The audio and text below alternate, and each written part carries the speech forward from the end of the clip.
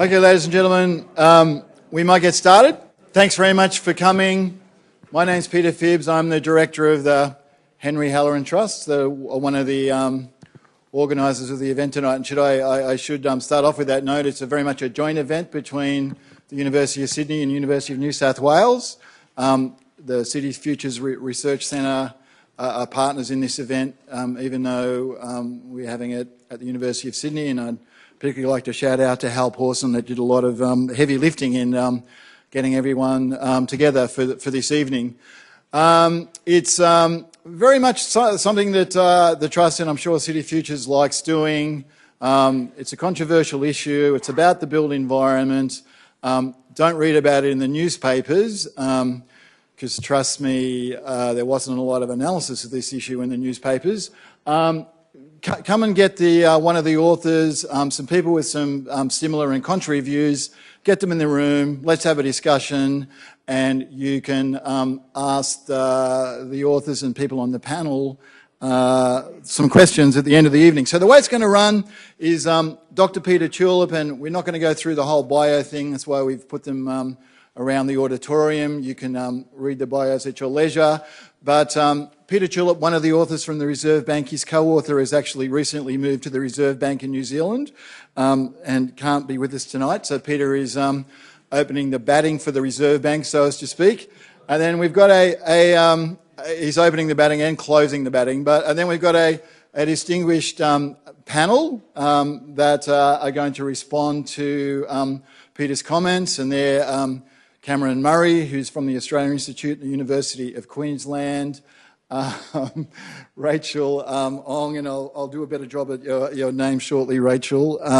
Brendan Coates, and Rachel's come all the way from Curtin University, and thanks very much for travelling across. Brendan has come from Brisbane via Perth.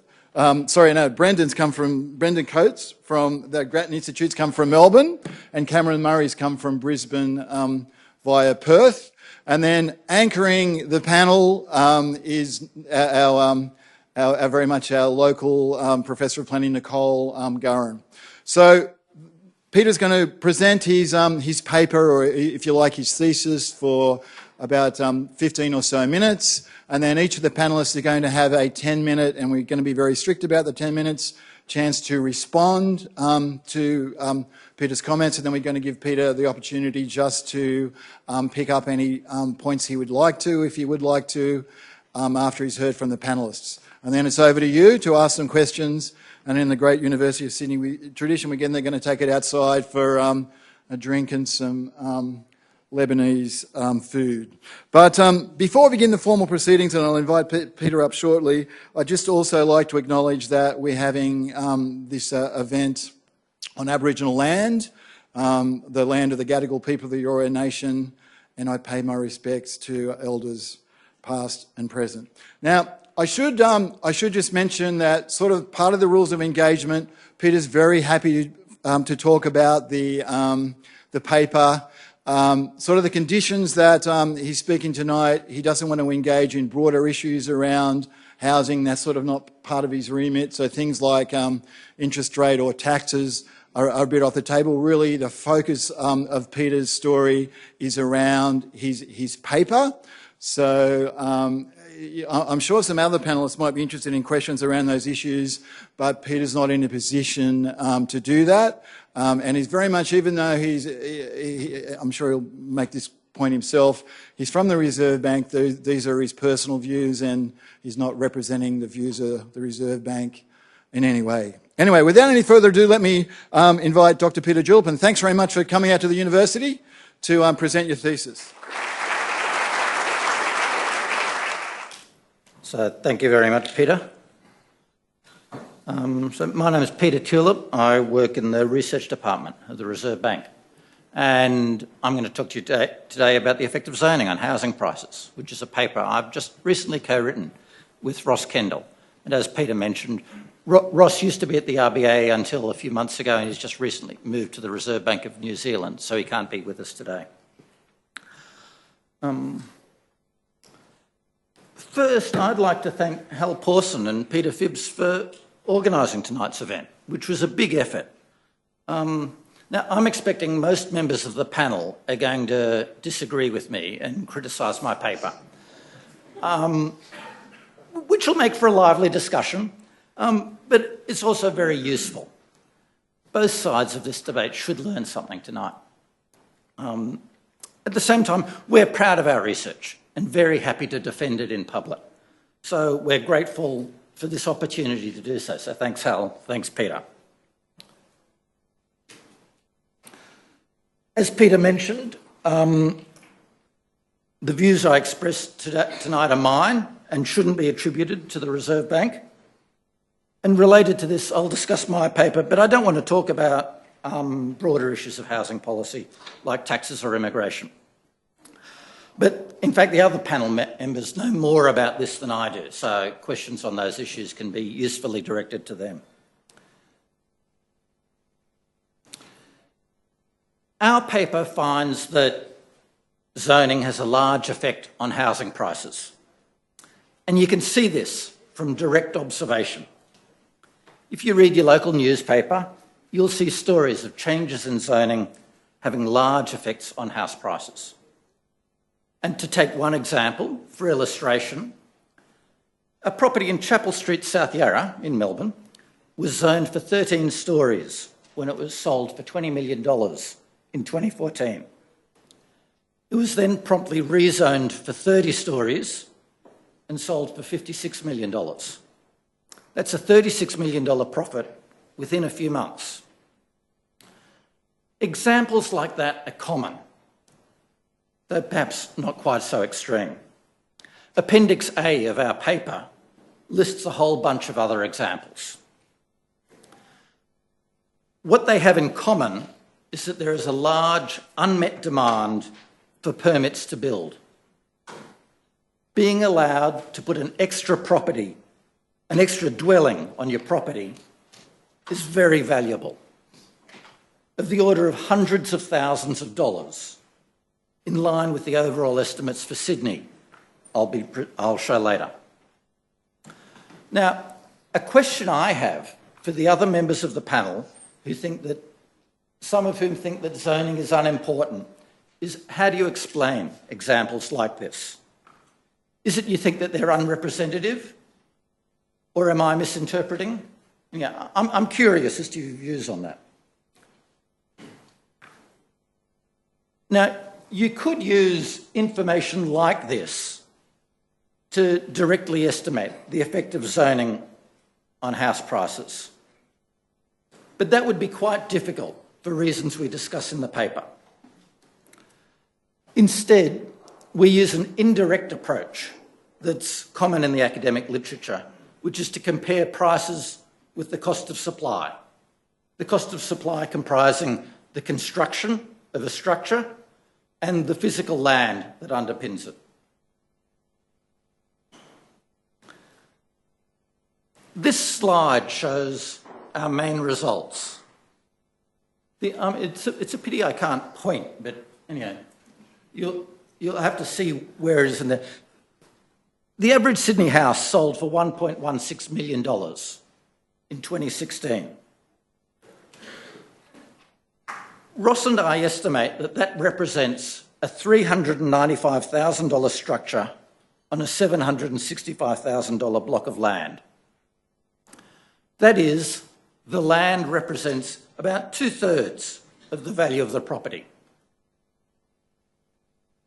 We then decompose that land value into a part due to the physical scarcity of land, which is worth $276,000, and what buyers need to pay for the legal right to put a dwelling on that land, worth $489,000. We call that the zoning effect. It's worth 42% of the value of the property. So in my remaining time, I'm going to take most of my remaining time to just explain how we get these numbers. We have three sources of information on structure values: the New South Wales Valuer General, the ABS Building Activity Survey, and industry sources like Rawlinson's, and Ryder Levitt Bucknell. Each of these estimates has pros and cons, and we discuss the differences between them in the paper. But tonight, I'm just going to take a simple average of these three estimates, which implies that it costs almost $400,000 to build a typical Sydney house.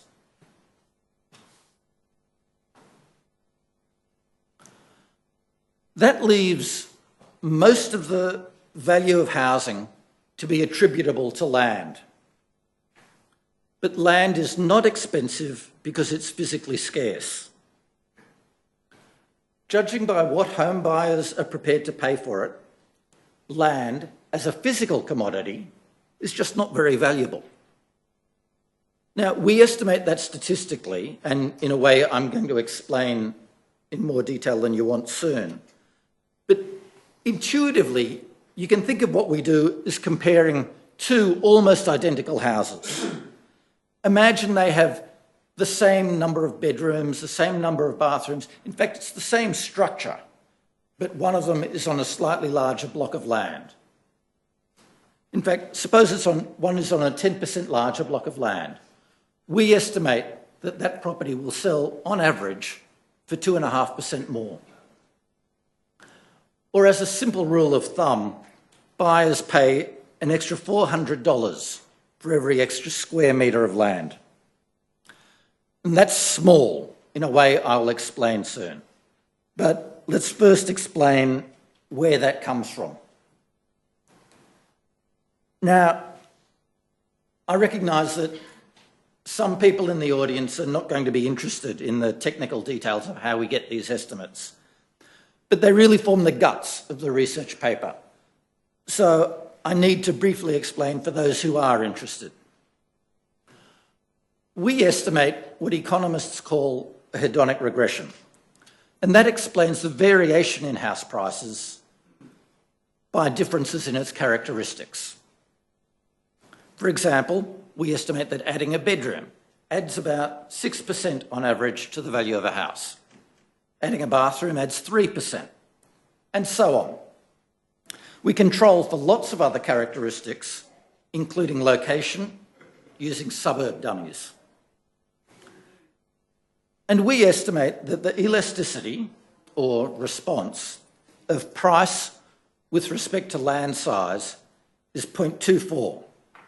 What that means is that for every 10% increase in land size, buyers bid up the price by 2.4%. And as I say, that effect is very small. It's much less than would be expected given that land accounts for most of the value of the property. Now, to see this, the average Sydney house sits on 673 square metres of land. Valuing that at $411 a square metre, as home buyers do, works out at about $276,000. That's what the physical land is worth to buyers. It's what economists call the opportunity cost of the land. But because there is a shortage of approvals, the market price for the typical block is bid up to $765,000. The difference between the market price and the value of the physical land is $489,000. That's what buyers pay over and above what the physical land is worth for the right to have a dwelling at that location. That's the zoning effect. In other words, buyers pay a lot of money for the first few square metres, which comes with a right to have a dwelling. Or alternatively, you can think of that as paying a lot of money for the location. Then they pay very little for extra land above that. That implies there is not a serious scarcity of physical land.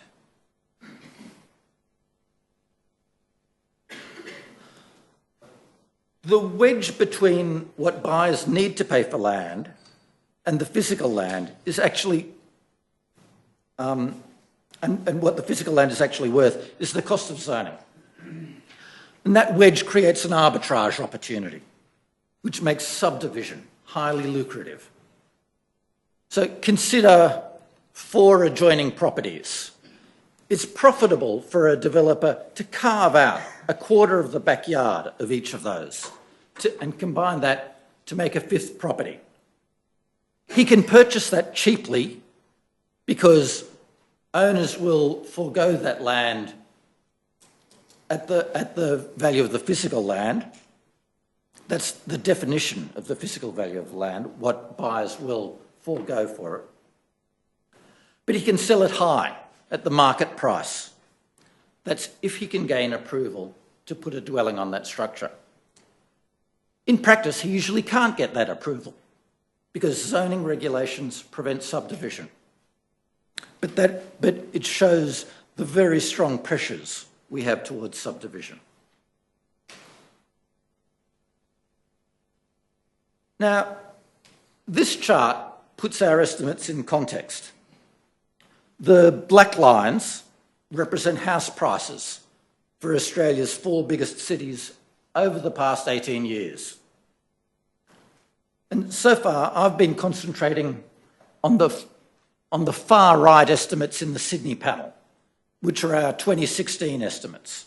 And what this chart does, in addition to showing the other cities, is to push them back for almost 2 decades. The dark blue bars represent construction costs, which have risen at about the rate of inflation.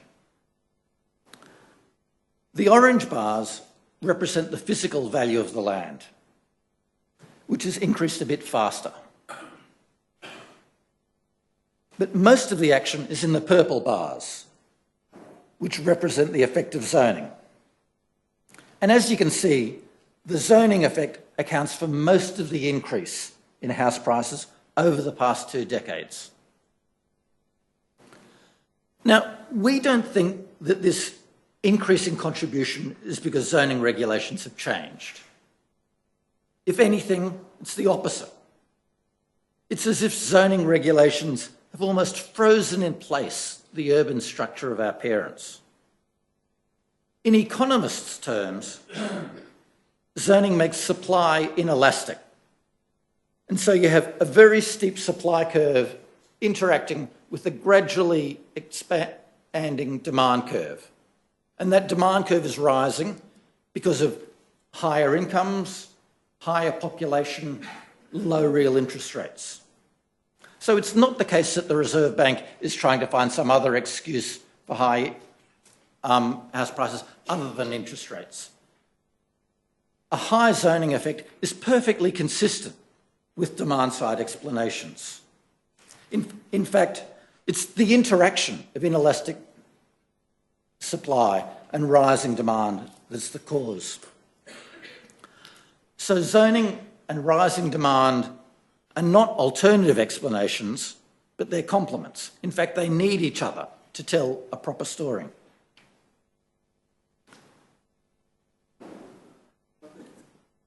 These results are all in line with a large body of international research. Our approach is emphasised by surveys of the research in leading journals like the Journal of Economic Perspectives or the North Holland Handbook of Urban Economics. Our contribution to the literature is just to apply this well-established approach to Australian data. In doing so, we get similar estimates to those other researchers have found for many other cities. In the United States, where you can see multiple studies up there, the United Kingdom and New Zealand. And this leads me to another question for the skeptics on the panel. The criticisms you have of our paper, do they also apply to the other research? Or is it our paper unusual? And yeah, I'll be curious as to your comments on that.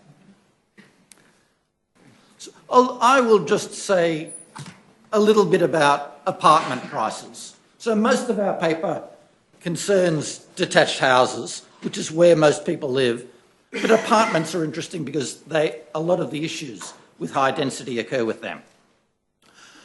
The issues with apartments are different for detached houses because the marginal cost of supplying an extra apartment is the cost of going up.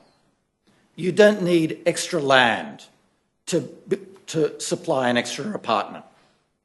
And so the apparatus, the hedonic regressions we ran before about land valuations are not relevant to apartments. So in some ways it's much simpler. In other ways it's much more complicated because marginal cost increases the further up you go. You need to put in more lifts, you need deeper foundations, you need stronger materials. But we have estimates of the marginal cost of going up, of putting an apartment on a high-rise building from Ryder Levitt Bucknell, and they're consistent with a lot of industry estimates. And you can see the estimates there. So for Sydney, look at the far right, the red line shows construction costs. It costs about $400,000 to put an extra apartment in a Sydney high-rise. The average sale price is about $900,000. So there's a $500,000 gap between what it costs to house a family and what that family is prepared to pay for it.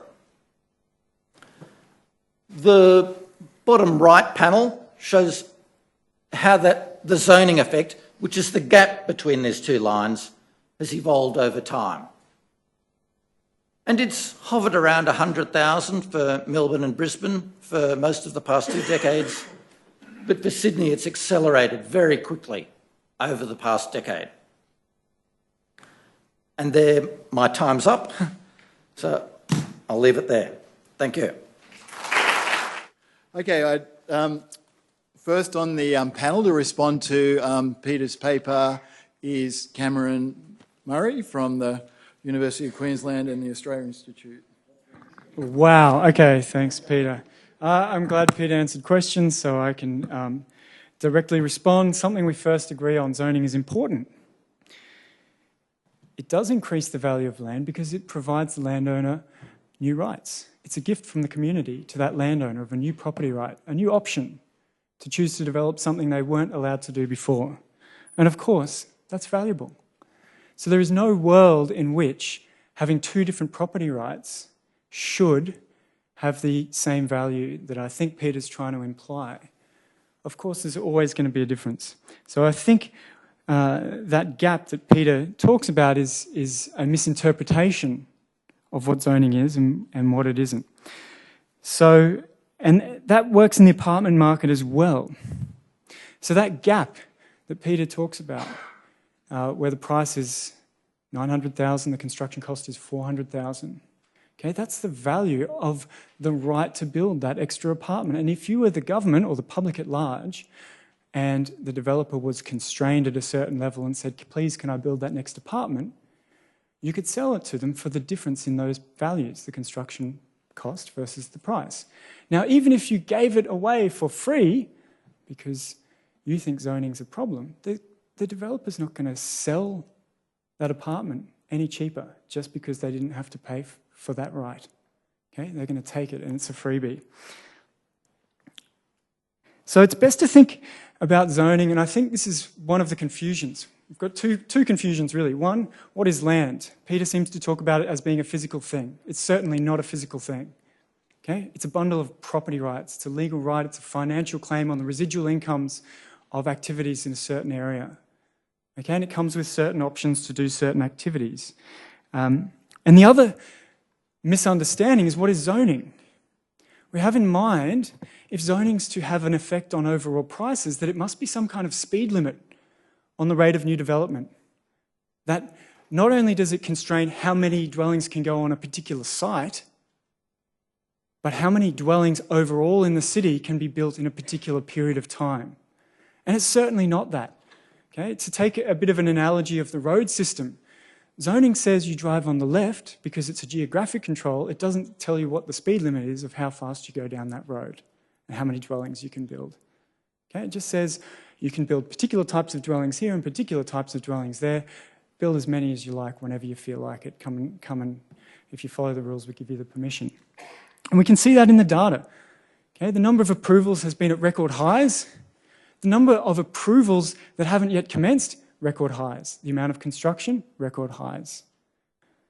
So it's very hard to see how that apparent effect on zoning is funneling through to price if we've had all these approvals and all this new supply. However, one more point. That increase in price with that motivating example of Peter's from 20 million to 56 million, I think it was, that wasn't a price increase in the dwelling price. That was a price increase in the land because that piece has the rights to build more dwellings on it. Okay? So don't confuse that zoning changes the value of land with zoning makes houses more expensive. And in fact, that's a little bit puzzling as well because in that example, there was a relaxation of zoning to allow more density and the price of land went up. But hang on a minute, isn't the problem here the price of land's too expensive? Are we also trying to say at the same time that if you relax zoning everywhere, the price of land will go down? I have a hard time trying to reconcile that. In fact, when I first read this paper, I really wanted to understand how those measurements of the zoning premium were made, so I replicated the analysis. And I got a bunch of land sales in South Brisbane, where I'm from, and I found the same pattern, okay? That marginal price of land was around half of the average price of land for a plot. The only difference was I went to the Queensland State Archives and got the records from 1851 of land sales. Decades and decades before zoning had even been invented, where there was probably unanimous agreement here that there was no shortage of land. The population of Queensland was 17,000. You could fit it twice over in your average football stadium. And yet there was the same pattern. The marginal price was much lower. So let's just think about what those prices really mean. What we're saying here is that that last square metre of a piece of land for a house is cheaper than the average of all the other square metres. That's fine, but how do you capitalise on that cheap price in the absence of zoning? Well, what you have to do is you have to go and buy 1 square metre from 600 different people in different places. And that's no good to anyone, having 1 square metre in 600 different locations, regardless of whether there's a thing called zoning or not. It's just not possible. It's not zoning that is causing that difference in price. The difference in price that we know has been there for hundreds of years in different circumstances. And the other interesting thing is that for 3 years, I don't know if you noticed, it looks a little bit sneaky on the graph, in 99, 2000, 2001 in Queensland or in Brisbane, the zoning effect was negative. So sometimes it's great and sometimes it's not. So it's a little bit hard to reconcile what it really means and why it's not just essentially a measure of the price sensitivity of buyers when the price of land is very expensive. Because if the price of land is expensive compared to your income, you might want to economise more on land. So you're not willing to quite pay as much for that extra piece of extra 1 square metre than you would if the price of land was a little bit cheaper. I want to mention also some political economy perspective. We've had property developers who make their money subdividing pieces of land, argue for decades that zoning's a problem, that we need rezoning and then prices will come down. Now, in what crazy world does a person who makes their money selling houses lobby to make the price of houses come down? Either they're all insane or they know how the land market works, which is not, I think, as described by Peter. So, and the reality is, I've done a lot of studies on rezoning decisions, and I can tell you in southeast Queensland alone, there are hundreds and hundreds and hundreds of thousands of zoned plots of land. It's become a thing. Oh, we need a new town centre. Let's rezone that for 70,000 houses. Oh, here's another one, 35,000 there. We could build a city the size of Tokyo in southeast Queensland tomorrow without changing any zoning rules. We have an interesting case in 1990, testing my memory, Queensland government wrote an act of parliament to give one property developer complete rights to determine how they develop their plot of land at Springfield between Brisbane and Ipswich. And their plan was, well, we're going to build a new town of 120,000 people. So it's now almost 20 years later. It's only 1/3 complete. So what's holding them up? Clearly not zoning. There are many more of these wannabe Springfields around. And I can tell you, when Lendlease got their zoning decision at Yarrabilba in southeast Queensland, they said, "This is so great, we got an approval." They turned around to their investors and said, "We've secured an approval that's going to last us 35 years. There's no incentive to develop now. There's no reason to flood the market and depress the price of houses. The optimal thing for every individual developer and the market as a whole is to constrain the rate of supply unless it's supporting the price and dribble it out over time." As a final point, I guess I would ask Peter what he would say about the zoning effect if prices dropped, for example, by 30 or 40% in Sydney and Melbourne in the next 4 years. What would that mean? Would it mean that that zoning effect we measured was just a bit of speculation in the market? Or would it mean that the zoning effect only goes up during a bubble but then disappears, and then we shouldn't really worry about it on average because property prices go up and down in cycles? I'm not quite sure. And I think the last thing that's really important to note is that if zoning is constraining the rate of supply and a lower supply is being passed on through prices, it must come through rents as well. Okay? It can't just come through the price of housing because that's a purchase of the rents of that house. Okay? That's all it is. It's a claim on that income stream. And I can tell you that the real rents in Melbourne have risen only 2% in the last 6 years. The real rents in Sydney have risen only 8%. And yet at the same time, the capital value of the same dwellings has risen 60% in Sydney and 40% in Melbourne. So I'm happy to concede that supply can have an effect on prices, but only through the rents. So we're leaving most of that gap unexplained. And I think the last thing I want to conclude on is if you also were really worried about the rate of supply, you shouldn't be talking about zoning, you should be talking about building houses. You should be talking about a public housing developer who goes and competes in the market and produces houses even when the price is falling, which private developers certainly won't do. And isn't there as a profit maximiser, but is there to target a particular rate of supply of new dwellings. We could certainly do that if you're worried about supply. Now, I think you're just tinkering at the edges. You might have a few % effect here and there, and the majority of the price in Sydney is due to speculation in the land, but I'm getting told time's up. We should be talking about that and not rezoning and giving developers what they want and not requiring them to build new houses. Thank you.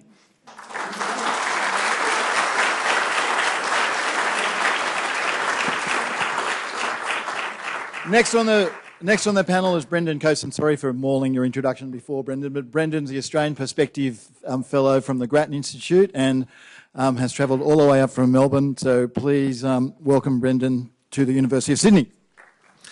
Well, thank you, Peter. And first of all, let me say thank you to the Henry Halloran Trust and the two universities for putting on this event. I think it's a very important debate about what I see as being a very big problem.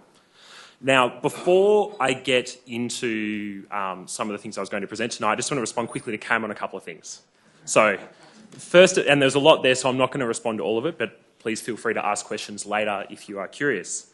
So, zoning rights are absolutely a property right, but the point is that they're scarce. If you give one more person the ability to develop, then yes, they will make windfall gains. That's what Cameron's work has shown. But if you gave lots more people, a lot of developers, the right to develop, then that scarcity premium would fall. And so, yes, you probably would see cheaper housing. That is precisely what the kind of methodology that Peter has done in other countries such as the US has found for cities that do not have particularly strict zoning rules. So if you did do that, you would get more housing and the land would be cheaper. And that's precisely what the methodology finds. Second, look, the RBA's work, which I think is a really important study, is about measuring the counterfactual. What would happen if zoning rules were looser than what they are now? Because essentially the RBA is comparing the cost of new building to the price of existing houses. So if it only costs you $400,000 to $500,000 to build a home, to develop and build a home, and you're selling it in the private market for $950,000, why aren't more people doing it? That is precisely Peter's point. And I think the best evidence of this is the fact that there is this scarcity, or that there is this massive windfall gain when we do deliver zoning rights, because they are scarce.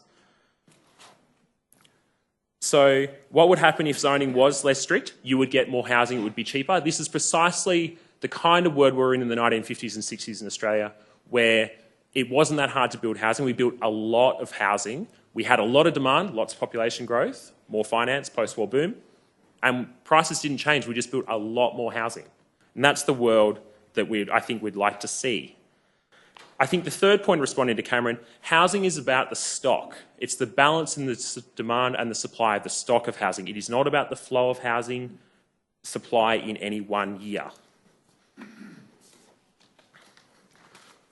What that means, of course, is to take Cameron's example of where Brisbane had a negative zoning premium for a couple of years. Sure, absolutely.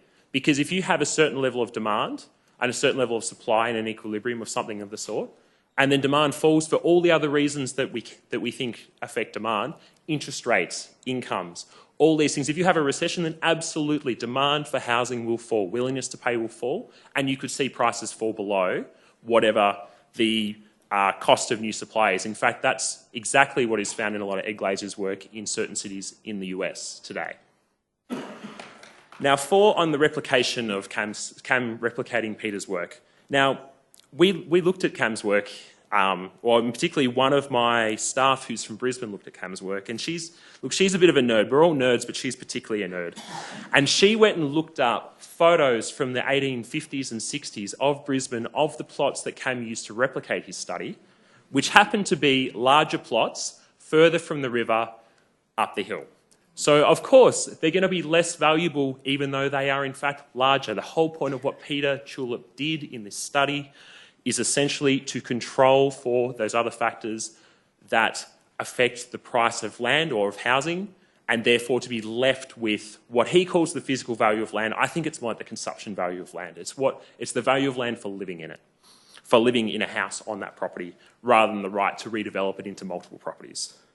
5, look, lobbyists often don't know what they're talking about, even when they're talking about their own industry. You only have to look at the various studies that have been commissioned by the property sector into negative gearing, where they find a marginal excess burden of taxation from negative gearing of more than 100%. So if you cut if you increase tax by $1, the economy shrinks by more than $1. Now, those studies are absurd. Grattan has written about them at length. So the very fact that lobbyists are lobbying for a particular position does not necessarily always mean they understand what they are talking about.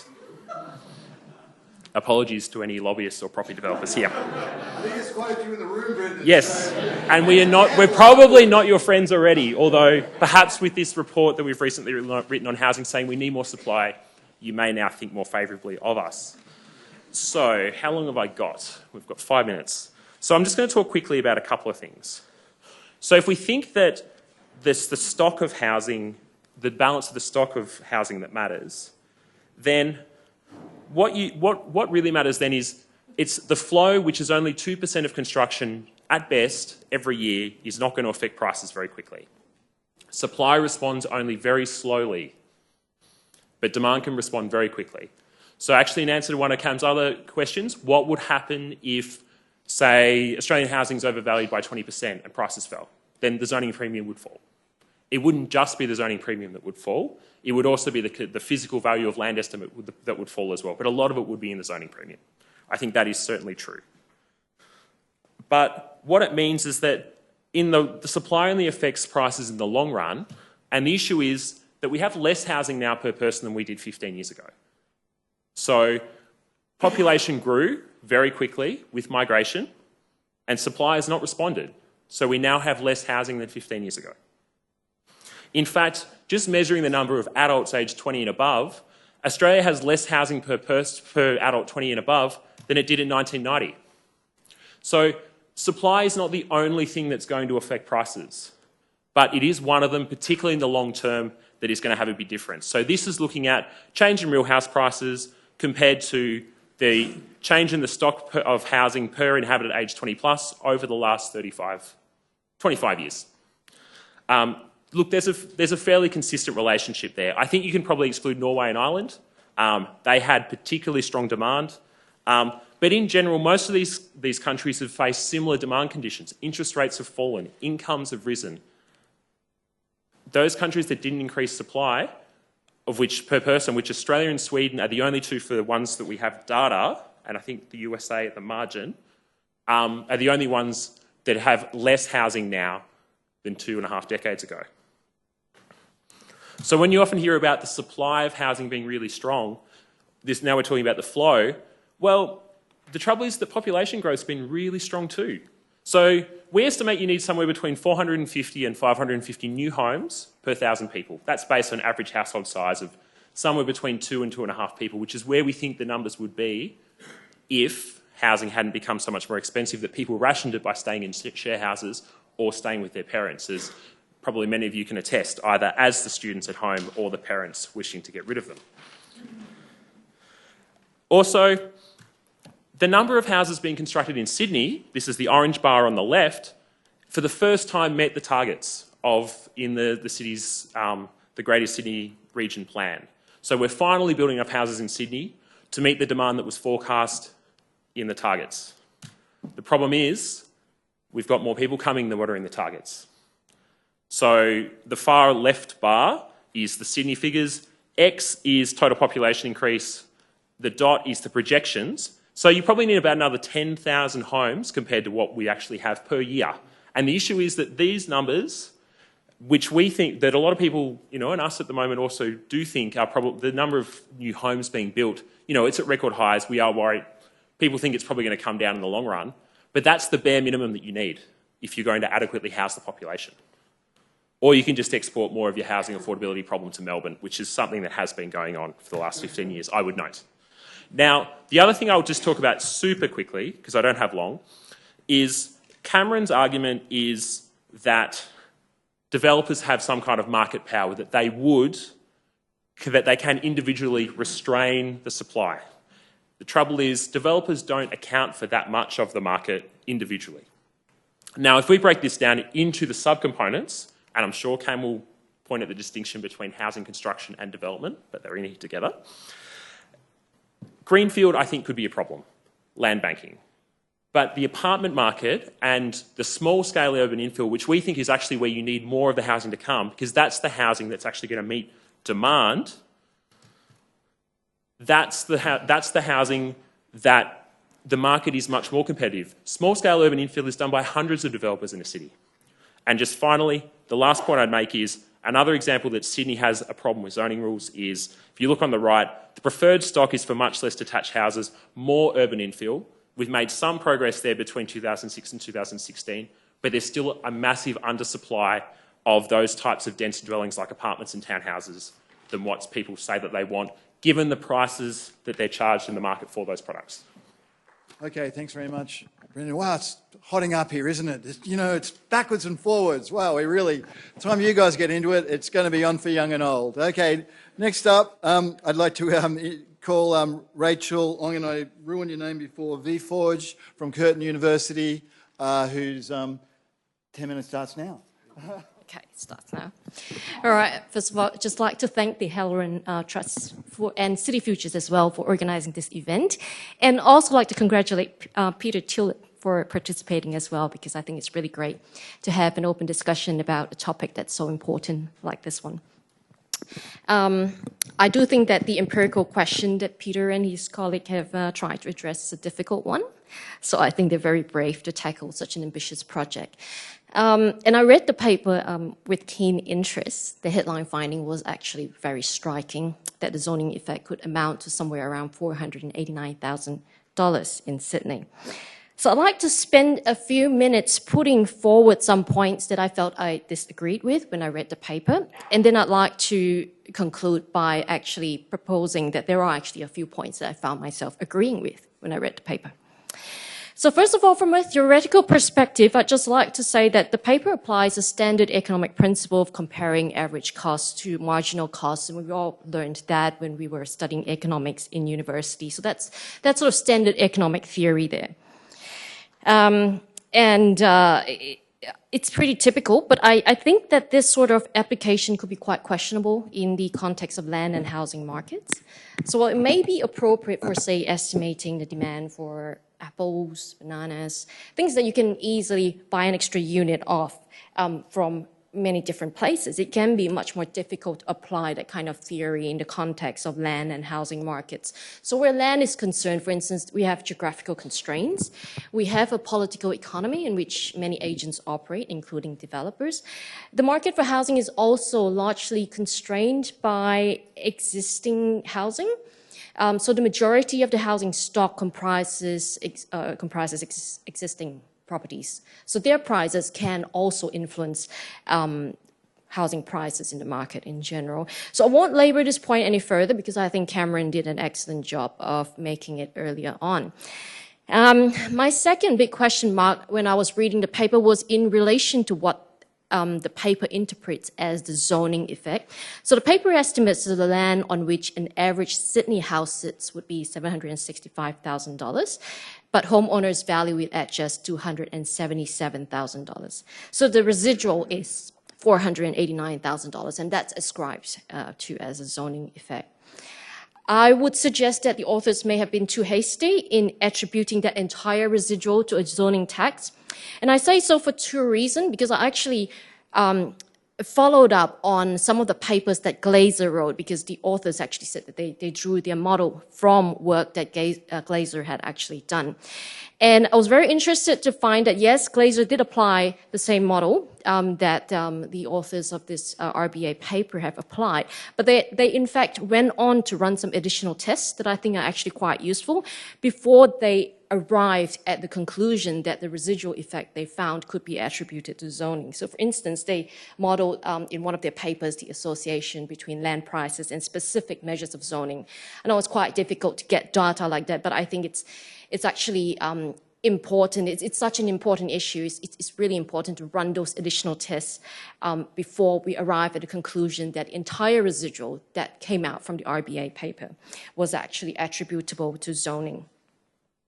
And I've got a slide up there. I say that additional tests are important because, and this is where I disagree with Brendan, that I think Australia's per capita housing supply has actually been quite healthy in recent years. If you look up there, I've just basically put Australia up there with several countries in the OECD and compared the per capita dwelling completions for the year 2010 and 2015. And you can see up there that Australia's per capita housing supply is actually healthier than a lot of other countries. Look at the US, for instance, UK, France, New Zealand. Australia's per capita housing supply has also risen between 2010 and 2015 from around 6.8 completions per 1,000 persons to over 8.2 dwelling completions per 1,000 persons. And of course, there's plenty of data out there from the ABS that points to a construction boom in Sydney in recent years. So there are other relevant factors at play that I think we really need to investigate before attributing the entire residual effect from the paper to zoning. What are some of these other factors? I've got a chart up there which tries to track the implementation of some key housing-related policy measures over the last 30 or so years. The green bars represent the housing CPI, and it's rising over time, obviously. The red line represents mortgage interest rates. I took the data from the RBA statistical data page. The blue line represents unemployment rate, which has also been declining over time, as has interest rate, at least on a trend basis. And I've also tried to track there several different policy measures that have been implemented or been reformed or changed over the years. So, for instance, the quarantining and then very quick unquarantining of negative gearing in the 1980s, the introduction of capital gains tax discount on nominal gains, and then first home buyers grant. I'm not saying that any one of these would be a key causal factor driving a change in house prices. What I'm trying to put out there is that there's a complexity of factors, and I think they need to be looked at.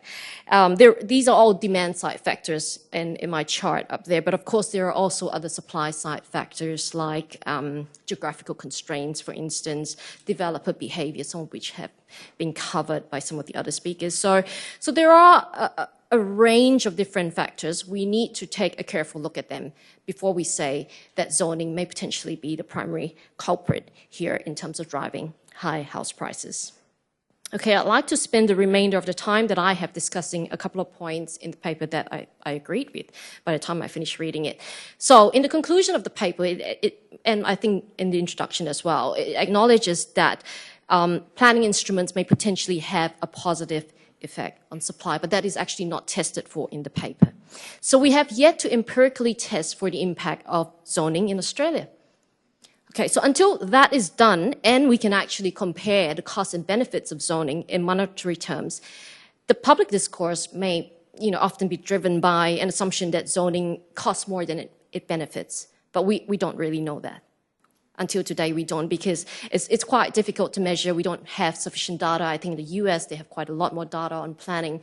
And the tendency has always been to focus more on trying to estimate what the cost of zoning might be from an assumption that zoning is bad. But I think there's been fewer attempts to actually try to empirically estimate what the benefits of zoning might be.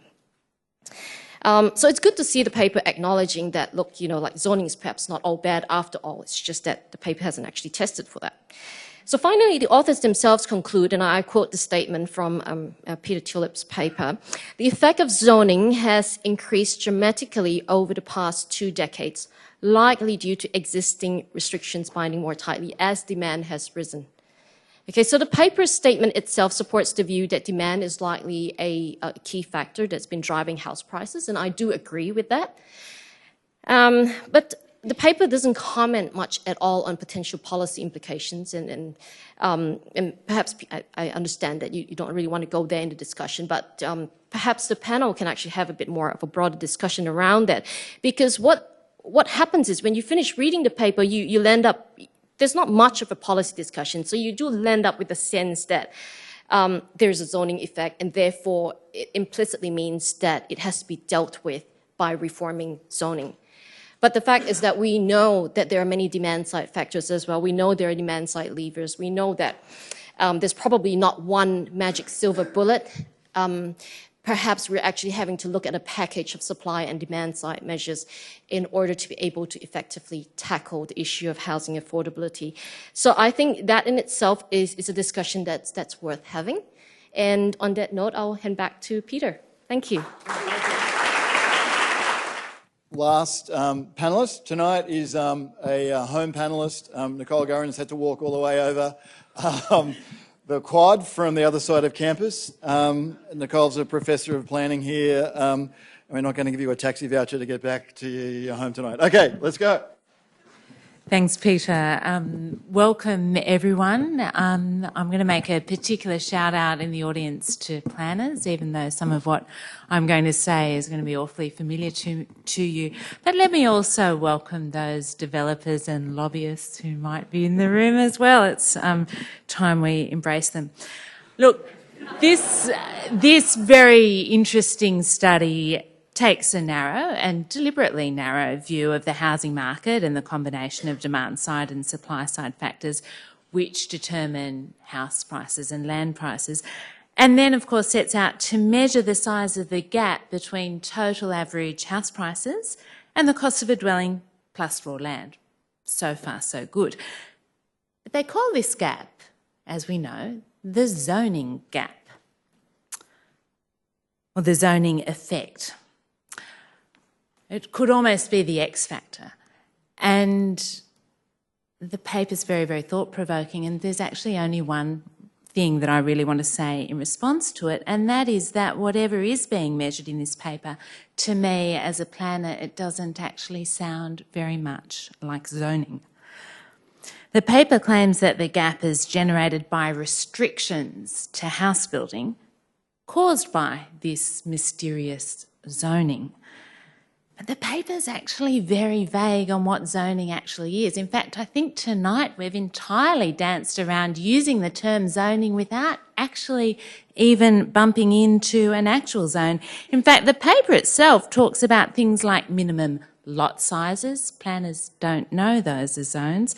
It talks about maximum building heights, and it even talks about planning approval processes. Again, planners would be confused because that's not zoning. But for the authors of the paper, of course, the fact that they've identified a gap between these total house prices and the assumed costs of a completed dwelling, including raw land, the fact that there's a gap there is really enough to satisfy, to equal a zoning effect. So I think what we've got here is a paper about zoning which doesn't actually really know what a zone really is and isn't. Zoning, and again, apologies to the planners, but I'm going to state the blindingly obvious, zoning is simply a land use planning technique for signalling the types of land uses and the types of development that are most suitable in a particular location, having regard to constraints like local geography and, the existing built environment.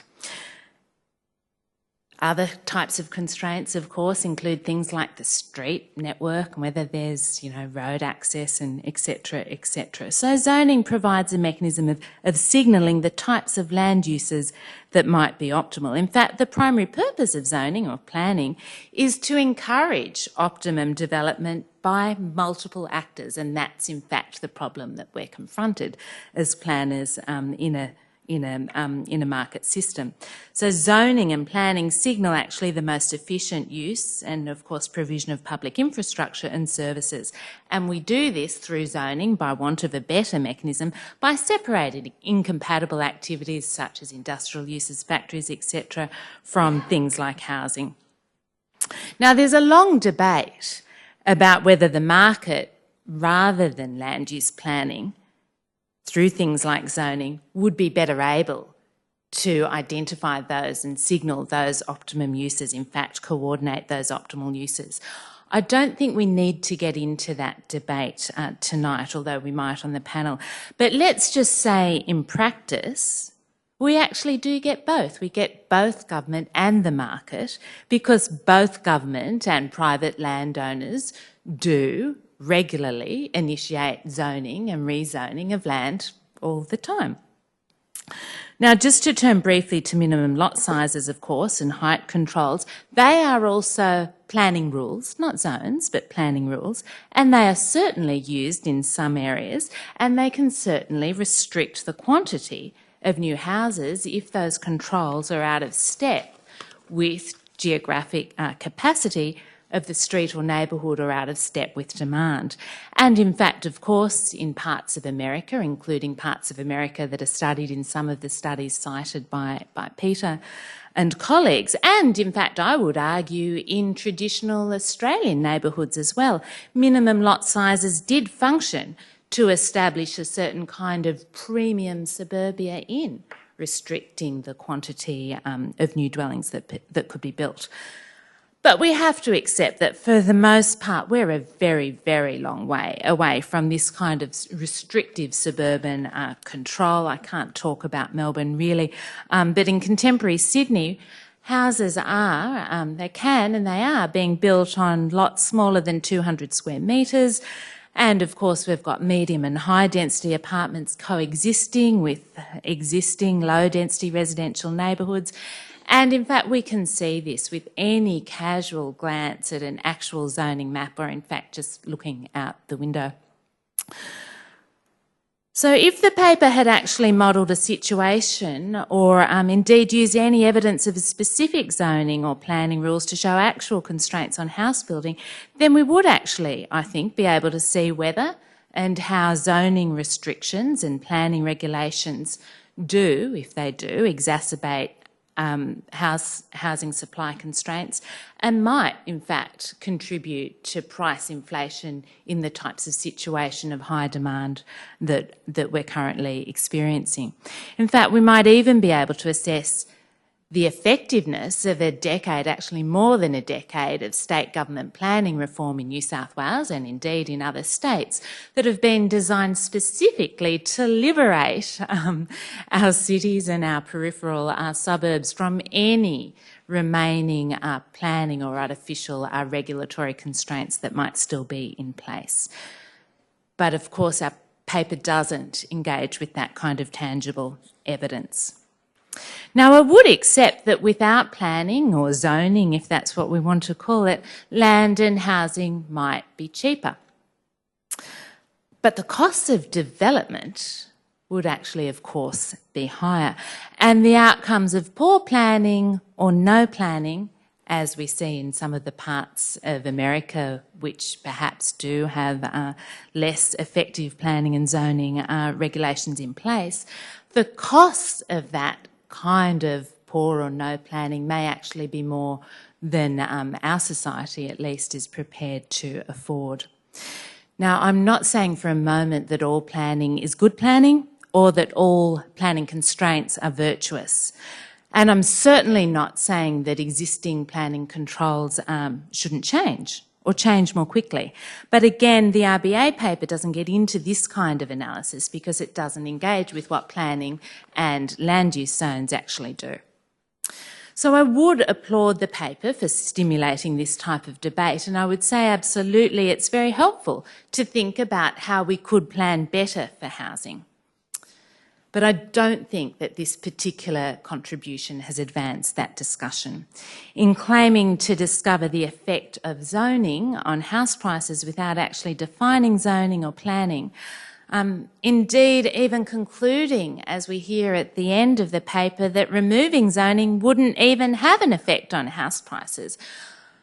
I mean, we kind of have a sort of heroicism in this research paper that we have to salute, but it's not taking us any closer to solving the housing affordability problem. So I think we need to be wary of yet another attempt to bash planning rather than confront the real housing problem in Australia, which is unfortunately one of deepening housing inequality fuelled by cheap and abundant finance, unfair and distorting taxation settings, neglect and abandonment of social housing. And actually what I would claim as a true planning failure is the failure to ensure that we are delivering affordable homes as part of all new and renewing communities. Thank you.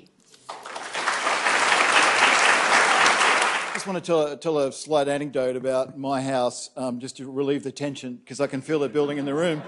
I bought a house, you know, with a very large lot in Summerhill, and I think I paid about $411 a square metre or whatever it was for the back of the house. And I like to say, Peter, I think I got ripped off. Okay, now, I did it. I needed a house with a backyard. I had two young kids. They were we lived in a very small terrace house. They were desperate for a backyard. I bought a house with a backyard. We moved in. 6 months later, they discovered the internet. They didn't go into the backyard ever again. I spent the next 10 years mowing a lawn, and unfortunately, next to the house, there was a house with several dozen trees, and then raking up leaves. Seriously, if I had my time over, I would have given $200 a square metre for the rest of the house, because it was simply a con. I even had a dog who wouldn't go into the backyard. It used to actually just leave the back door, do its business, and run back in. You know, so the only person who visited the end of the backyard was me on my regular lawn mowing and raking efforts. Now, I'm not sure whether that's got anything to do with the paper. It probably got nothing, but I thought it might just give you a chance to think about broader issues. Peter, come up to the microphone. So I will try to be very brief, because I think the Q&A session is going to be more interesting than my responses. I won't reply to Cameron's points. I agreed with what Brendan said. I think the most interesting points Brendan dealt with very well. The first point I want to make is we don't want to worry too much about the details and ignore the really big picture, which is that it costs $700 to supply a dwelling in Sydney in terms of the structure and the opportunity cost of the land, and that's worth $1.1 million. People will pay $400,000 or $500,000 more for a dwelling than it actually costs to supply them. There's a huge wedge there. That's the cost of zoning. And one point that both Rachel and Nicole make is that we ignore the benefits. And that's true, and I completely plead guilty on that. Essentially, we can only write one paper at a time. And we don't discuss policy, that also, because that involves a lot of other issues. We estimate that there is this huge wedge between the cost of supply and the benefits of housing. Say, depending on apartments or houses in which city, say about $400,000. It's up to the political process to decide whether the benefits of zoning are worth that $400,000. And that's a very difficult judgment to make. There are a lot of benefits, lower congestion, better views, and so on. That's not something we've addressed, but many people have their own views on that, and presumably views on that will differ. Nicole doesn't like us calling it zoning. I'm fine. As I say, it's quite right. This is not about the details and the minutiae of the planning code. It's about this huge welfare loss that we're occurring. And we could have titled the paper Land Use Regulations or Planning Rules or any of these other things. Our sense, when we read the papers, most people in the public seem to call it zoning. We thought popular usage would be consistent, but when we talk, I'll try to call it land use regulations. It's not a paper, and it's definitely not a paper addressed to the planning community. We're not interested in those details. The fundamental problem...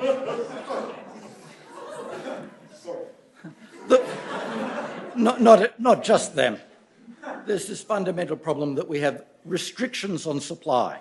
People would like to build more houses, but some regulation stops them doing so.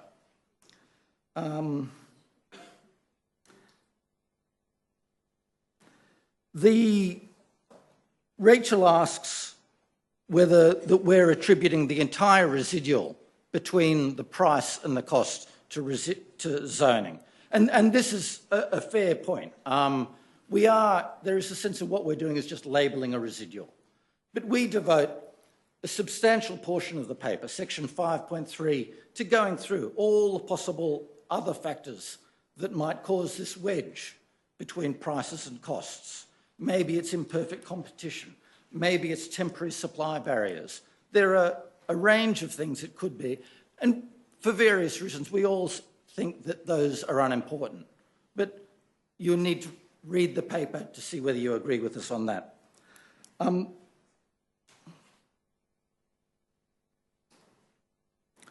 I think my main responses. The paper, yes, is deliberately narrow. There are a lot of other issues we could have got into, but we could only write one paper at a time. I'll leave it there and leave it up for the audience discussion. Thanks very much. Let me just tell you the last story about my house. I'm an economist, I'm a professor of planning. I had this backyard that I couldn't use, so I thought I should maybe put a house in the back of it. So I went along to the local planner at Ashfield Council, and then he pointed out that I couldn't, and I was a bit outraged because there was a lot of vacant land I could have used. And I thought it was a problem with the planning system, and he pointed out to actually put a house on my backyard, I'd have to demolish mine to actually provide access for people in the second house in the backyard, which he pointed out was probably not very cost effective. So anyway, I went back home. But if we could just keep the questions short. The gentleman in the purple shirt, in the suit, 3 rows in. We'll start with you. Thank you very much. And if you'd like to identify someone you'd like to put the question to. From the ABC. Peter, this one's for you. It actually relates to your backyard. Excellent. To what extent and how did you take account of diminishing marginal returns on land as part of your analysis? Because obviously, if you've got, say, 115 square metres, you can build a very small house on it. If you've got 20, you can't. And if you've got 400, you've got more than you need to build a small terrace house on a particular block of land. So obviously that extra 250 square metres or 300 square metres is less valuable than the first 150. There are diminishing returns to every commodity we buy. If I buy water, I mean, it's subject to substantial diminishing returns. The first bottle of water I want is worth millions of dollars. It saves me dying from thirst. The millionth one is worth nothing. But water sells at a market price, as does every other commodity, as does land. And it's that market price that's the opportunity cost. If you want to supply an extra unit of housing, you need to pay the marginal value. Pricing is determined at the margin. So even though initial values are all worth much more, we all value our first square metre much more than our 100th. It's the 100th one where prices are set, and that's the relevant one, resource allocation. Okay, thanks. I'll get to you, Tony. Up. Catherine, halfway up on the right, yeah, with the glasses. Yep. Yep, thank you.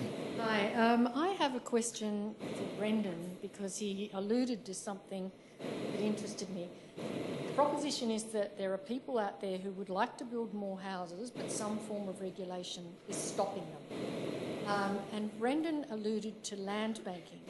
Now, I'm going to tell a little story about my mother's letterbox, which is full of constant invitations to land bankers to come and buy land in the Fairfield area. So I wondered if you would expand on that allusion he made.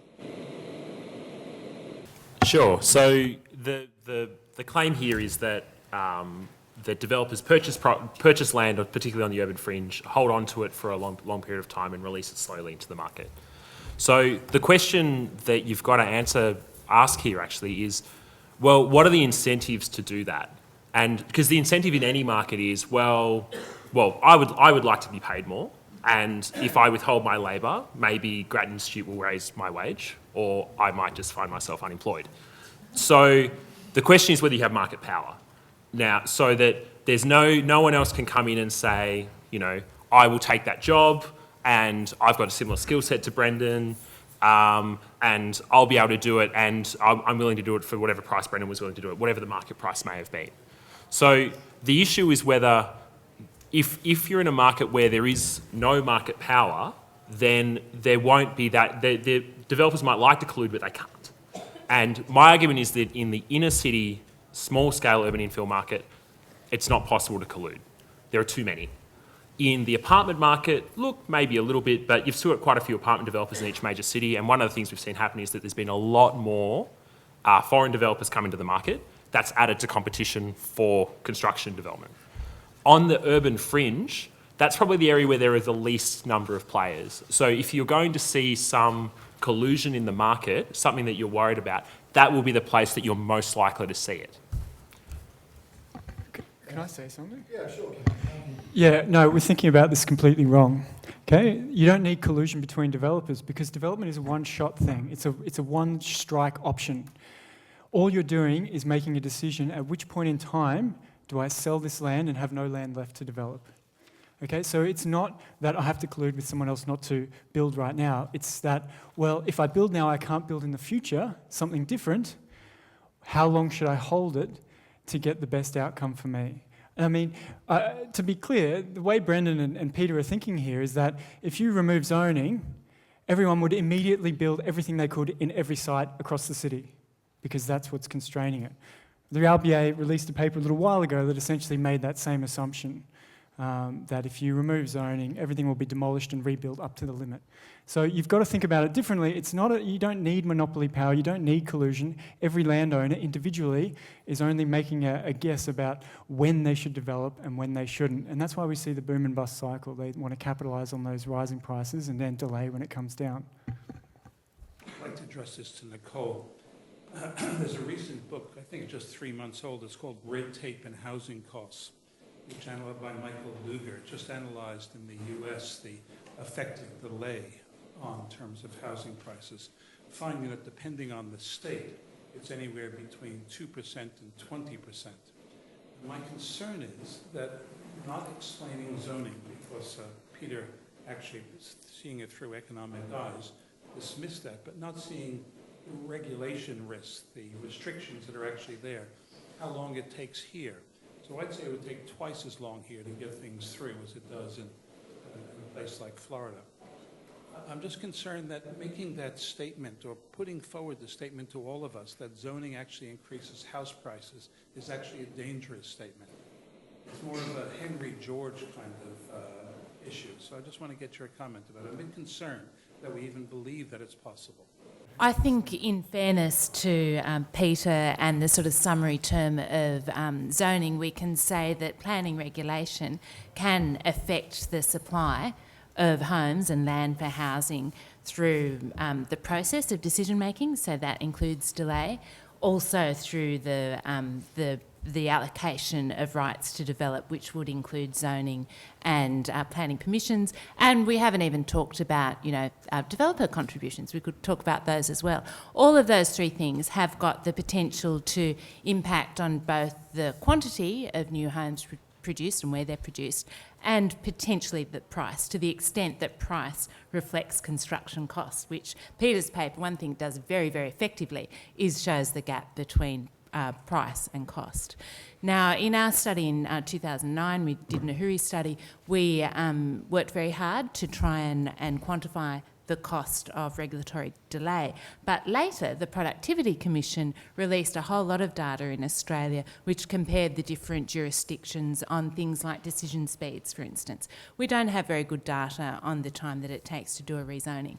But since people who are interested in Peter's and my analysis of things like the impact of timing on housing supply and ultimately prices, should read our paper, which is, funnily enough, called Evidence Free Zone.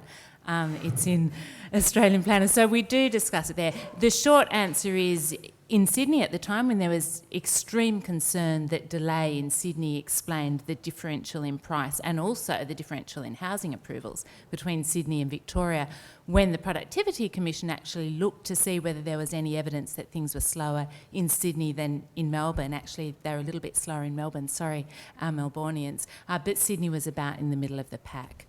Anyway, I could go on, as you know, but it's certainly something to look at. But so far, no concrete evidence that that's a major issue.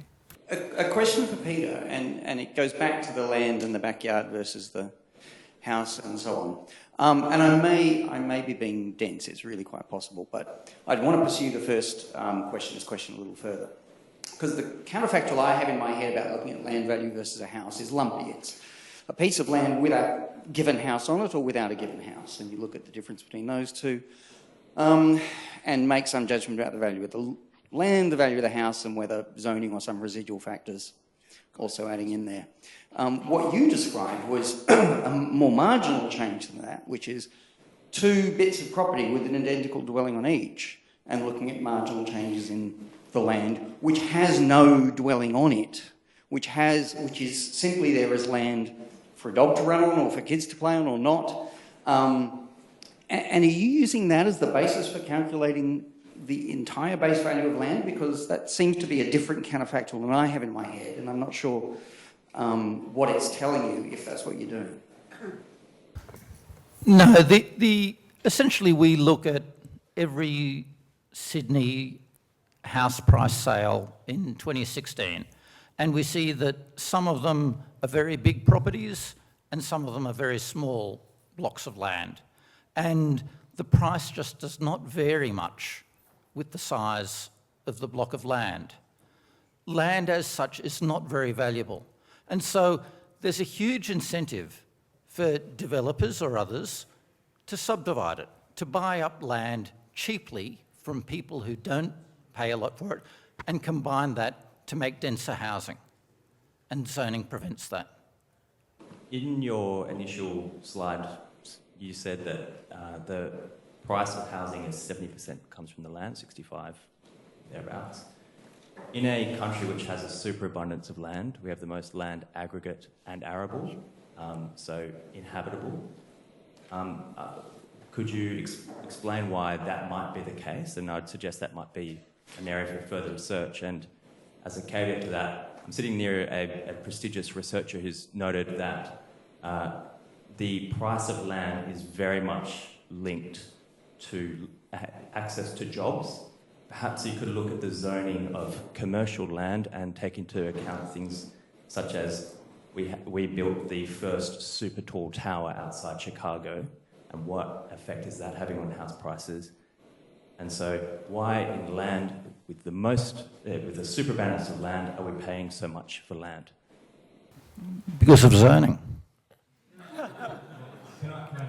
So could I actually just jump?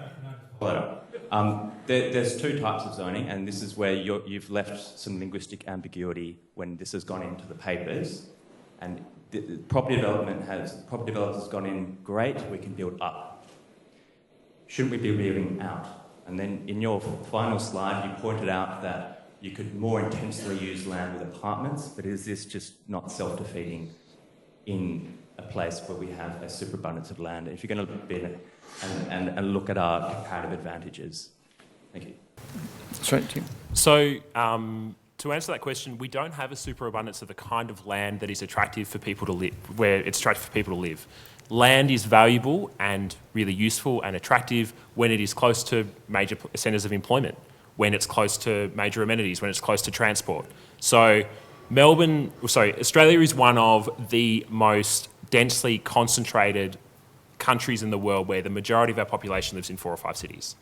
One of the things that means is that you only have to have land use planning rules in 3 or 4 places, and it makes housing a lot more expensive than it would be otherwise. So in the US, you have very expensive housing in San Francisco, in New York, and then a whole bunch of very cheap housing in the Midwest, in the Sun Belt. The trouble is that there are a lot less jobs there. And so one of the things that we've been doing is the density of Australian cities has not changed very much in the last 35 years. There are lots of apartments around in Sydney now. That's great. Our research shows that there is less of those types of apartments, townhouses, denser forms of housing than what people want and people are willing to pay for based on surveys we did in 2013. Since then, prices have risen a lot for the type of, house prices have risen a lot. People would be much more willing to live in smaller forms of housing now, I suspect, than what they were even when we did the surveys. So you can have a lot of land in the Northern Territory. It's not worth very much because no one wants to live there, because what are they going to do? They can't afford to buy a house. And in fact, when Barnaby Joyce said everyone should move to Armidale, price-to-income ratios in Armidale are very high, not because house prices are very high, but because incomes are very low. Thanks. Wendy. Wendy Hayhurst, and I have to confess I'm a lobbyist. But I think I'm quite a nice lobbyist because I lobby for affordable housing. And one of the other things I lobby for is actually more zoning, inclusionary zoning. So, it's great to hear this discussion. So am I wrong? Should I stop campaigning for inclusionary zoning and go for less zoning? Convince me. I would just say that the obvious gap that's been demonstrated between the cost of producing a house and the price on the market, which the market is willing to pay, is the space for an inclusionary zoning program. And the real tragedy is that we haven't implemented that in Sydney over, the past 18 years when prices have really risen catastrophically. That's all I say. Sorry, you're talking about including requirements on developers for doing things. And if you're really worried about housing supply, you should require them to build what is approved in a timely manner or pay a penalty. Now, I'm sure if you propose this because you are worried about housing supply, the development industry will hate it because they don't want to do that, or at least they'll delay applying for the developments. So that's, you can use rules, extra regulations, planning rules to force faster development than you'd otherwise get. I'd just like to add that if you're lobbying for more affordable housing, the fact is that if you look at the bottom end of the housing market, if you look at the poorest of the poor, the most vulnerable in the population, it's my view that I don't think we can get away from some kind of government subsidized housing, which is why I think public housing is so important. You can talk about inclusionary zoning and things like that, but I think when you're looking right at the bottom end of the housing market, it's a very different situation there. Can I just add two things very quickly? Sure. So first of all, yes, we absolutely need more social and affordable housing. There is clearly a gap between what people can afford to pay, or at least we need more subsidies for people who are at the bottom to help them afford their housing, and that could be either in the form of affordable housing or rent assistance. The reason why that's the case is because there is a big gap between what people can afford to pay and what housing in the private rental market actually costs, or housing in general costs. Now, the problem I think we'll run into is if we just focus on affordable housing, you're never going to house the bottom 20% of the population in affordable housing. The subsidies will just be too large. Even if you did a lot of inclusionary zoning, I'd be very surprised if you got there. So I think affordable housing is only going to be a subset of the solution, even for that bottom 20%. If it's 4% of the social housing stock, if housing stock is social and affordable now, and we estimate it could cost up to $1 billion to make it 5%, $1 billion each year, then that's a lot of money. Getting $10 billion a year is going to be a big ask, and the Victorian government spent quite a lot of money in quite a lot of areas in its budget this week, but the one area it didn't spend money on is affordable housing, and if they're not going to do it when they've got a lot of money coming in, and it's the Labor government, I think it shows that it's going to be a hard ask to get that much affordable housing out of governments and the size of the subsidies you would need to solve that problem just through that solution. Coming back to the previous question regarding to the availability of land and the fact that Australia's got a lot of land, well, in the 50s and 60s, the area of Sydney was expanded and there weren't any problems with people buying on the outskirts. But then we had the bureaucratic effort of putting a restrictive growth ring around Sydney and tried to start the doctrine of high density. And ever since then, the price of housing has increased. And in fact, you can actually see that perhaps in the 1980s, there were some 10,000 additional lots released on the periphery every year. As that went down to about 2,000, so the price of housing went up. So there does seem to be a direct relationship between the release of land on the outskirts and the price of housing. And the Sunbelt cities in the United States, the ones that don't have much zoning, in fact have a greater economic development than the cities that, such as Los Angeles and San Francisco, on the seaboard. So if, replying to Rachel's question, what I suggest is that the easiest way to solve the problem is to allow any landholder on the periphery to subdivide land without restriction, subject to reasonable environmental constraints. Is that a question, Tony, or no? Is there a question in there? The question is, all right, should Sydney expand its land area? Well, the answer is it sure is doing that. So let's see if it works. Excellent. Look, I've got a question. Maybe Cameron can answer it. Is demand for housing being superheated by housing being seen as an asset market? Are there incentives in terms of taxation, other factors that are superheating housing as an asset demand, an asset market? And how's that playing into this discussion? Yeah, housing's an asset, or the land under the housing is an asset. We should talk about it like that. We don't talk about, the BHP shares have gone up, better supply more BHP shares. We don't. But that's what we should be thinking. We should be separating it out. And so, yes, we could remove the capital gains tax exemption and quarantine negative gearing tomorrow, and prices might collapse 40%. Now, these guys might say, oh yeah, the zoning effect disappears. I'm like, well, hang on a minute. Zoning's the same. All we've done is change the tax rules. Then clearly what you're measuring is the speculation in the market, the asset market, due to favourable tax treatment. So that's certainly the case. On the point earlier about the declining prices since the 70s, we've seen that the interest rates have been declining rapidly over that time.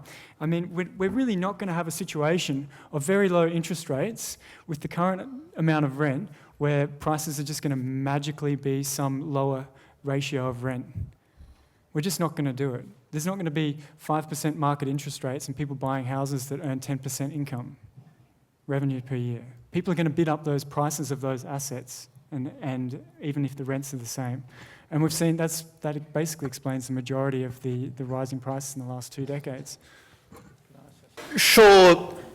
taxes and other asset pricing calculations are relevant to the pricing of housing, but it's only one side of the picture. You also need to tell a supply story. Supply needs to be inelastic for these changes in demand to boost asset prices. If you had perfectly elastic supply, then then any increase in demand is going to be a big increase in quantities, not in price. Now, Peter probably can't say this, and he may not even agree, so let's not actually just move on. But in general, prices won't fall 40% if you change negative gearing and capital gains. They'll fall, but you'll still have a supply wedge. And the problem is you need both. You need both changes in demand and changes in supply. So, but what there's... Sorry. Like, can we just be a little bit serious here, right? These guys are saying, oh, it's supply, there's not enough houses for people to live. And I've just been saying, oh, rents have gone up 2% in the last 6 years in Melbourne in real terms. Now, everything else above that cannot be supply. This is something to do with people willing to pay, for some reason, more to get that rental income stream of the house than they used to pay. That's the only reason. It cannot be supply. Sure, I'll give you the 2% in Melbourne for supply and the 8% in Sydney. But I'm not giving you the other 50% in Sydney and the other 32% in Melbourne.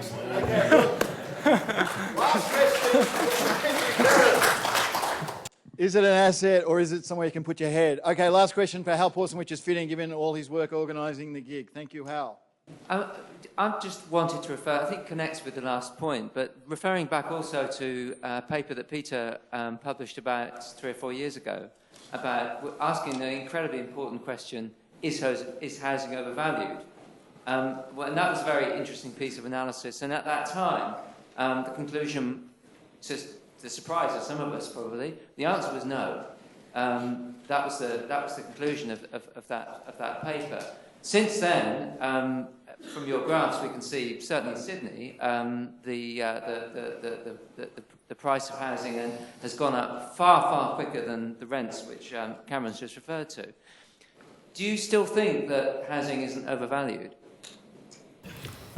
No, because interest rates have gone down, and the answer to a lot of not very much since 2013. No, but what's relevant to buying a long-term asset like a house is a long-term interest rate. It's the expectation of interest rates over the 10-year expected tenure of a house.